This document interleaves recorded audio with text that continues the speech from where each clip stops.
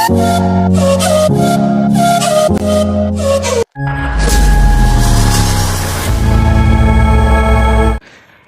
Friends, welcome back to our channel. আমি সন্দীপ আজ আপনাদের সামনে নিয়ে চলে এসেছি বেলুন ও টুথপিকের ওপর একটি মজাদার সায়েন্স এক্সপেরিমেন্ট।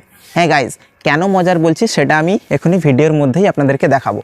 তো আজকের এই ভিডিওতে আমি আপনাদেরকে প্রথমে দেখাবো কি এক্সপেরিমেন্ট করছি ও কিভাবে করছি, এবং তারপরে আমি আপনাদের বলবো এই এক্সপেরিমেন্টের পেছনে কি লজিক বা কি সায়েন্স কাজ করছে। তো সব মিলিয়ে ভিডিওটি খুবই ইন্টারেস্টিং হতে চলেছে। যদি চ্যানেলে ফার্স্ট টাইম হয়ে থাকেন প্লিজ চ্যানেলটিকে সাবস্ক্রাইব করে বেল বাটনটিকে প্রেস করে রাখুন।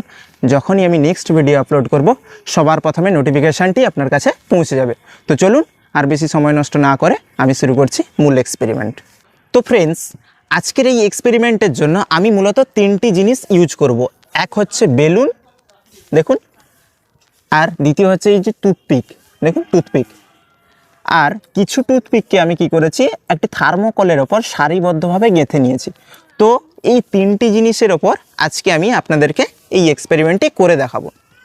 তো চলুন আমি প্রথমে কি করব, এই বেলুনটিকে ফুলিয়ে নেব।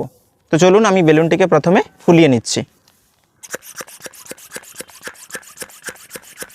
তো এই যে দেখুন আমি বেলুনটি ফুলিয়ে নিয়েছি। তো এখন আমি যেটা করব সেটা হচ্ছে এই যে আমার হাতে রয়েছে সিঙ্গেল টুথপিক। তো এখন আমি যেটা করব, এই টুথপিক দিয়ে এই বেলুনটির ওপর আমি ফোটাবো, দেখি কি হয়। স্বাভাবিকভাবে কি হবে, বেলুনটি ফেটে যাবে। তো এখানেও সেটাই হয়েছে, দেখুন বেলুনটি ফেটে গেছে। But once more repeat, but আমি যদি এই বেলুনটি দিয়ে এই সারিবদ্ধভাবে গাঁথা টুথপিকের ওপর আমি যদি প্রেসার দিই, বেলুনটি ফাটবে না।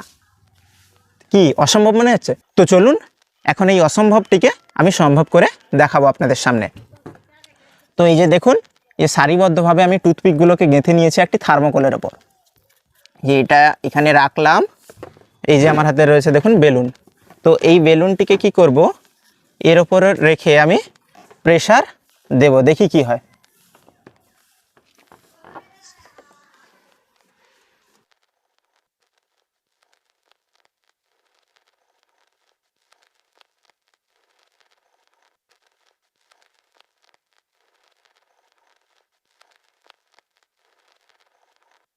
তো বন্ধুরা তোমরা দেখতেই পাচ্ছ, দেখো আমি এই সারিবদ্ধভাবে গাঁথা টুথপিকের ওপর প্রেসার ক্রিয়েট করছি বেলুনটি দিয়ে, কিন্তু তাও বেলুনটি ফাটছে না।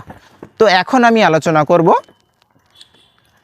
কেন ফাটছে না, অ্যাকচুয়ালি কী কারণ বা এর পেছনে কী সায়েন্স রয়েছে, আমি সেটা আপনাদের সামনে আলোচনা করব।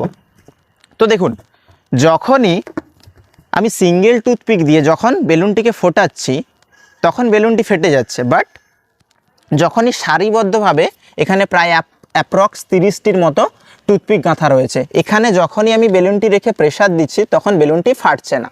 তো কেন?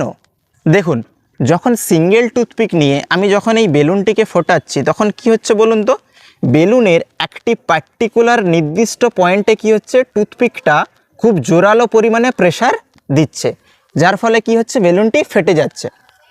বোঝা গেছে? এর থেকে সহজ ভাষা আমি পেলাম না। আরেকবার আমি রিপিট করছি, বেলুনের নির্দিষ্ট একটি পয়েন্টে এই টুথপিকটা কি করছে, খুব জোরে প্রেসার দিচ্ছে বেলুনের উপর, যার জন্য কি হচ্ছে, বেলুনটি ফেটে যাচ্ছে। আর এক্ষেত্রে কেন ফাটছে না, এক্ষেত্রে যে চাপটা আমি দিচ্ছি, দেখুন আরেকবার ফলো করুন, যে চাপটা আমি দিচ্ছি ওই চাপটা কি হচ্ছে, এখানে অ্যাপ্রক্স 30টির মতো টুথপিক গাঁথা রয়েছে, ওই 30টি টুথপিকের মধ্যে দিয়ে সমান ভাগে ভাগ হয়ে চাপটা বেলুনের উপরে পড়ছে। তো যার জন্য কি হচ্ছে, কোথাও কম কোথাও বেশি প্রেসার পড়ছে না, তো যার জন্য কি হচ্ছে, বেলুনটি ফাটছে না। আর এই এক্সপেরিমেন্টটি আপনি যদি ট্রাই করেন, আপনাকে আরও একটি জিনিস খেয়াল রাখতে হবে, সেটা হচ্ছে যে এই যে টুথপিকগুলো আমি গেঁথে রেখেছি, এই টুথপিকগুলো আপনাকে কিন্তু একটি সমতলে গাঁথতে হবে। মানে কি, কোথাও একটু উঁচু করে নিলেন, কোথাও একটু নিচু করে নিলেন, এরকম করলে কিন্তু হবে না। তাহলে কি হবে বলুন তো, পার্টিকুলার এক জায়গায় বেশি প্রেসার পড়ে যাবে, যার জন্য কি হবে, বেলুনটি ফেটে যাবে।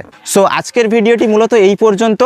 তোমাদের যদি কোনো ডাউট থাকে প্লিজ আমাকে কমেন্ট করে জানিও, অ্যান্ড এর পেছনে যদি তোমরা আরও কিছু সায়েন্স বা লজিক খুঁজে পাও সেটাও আমাকে কমেন্ট করে জানাতে ভুলো না।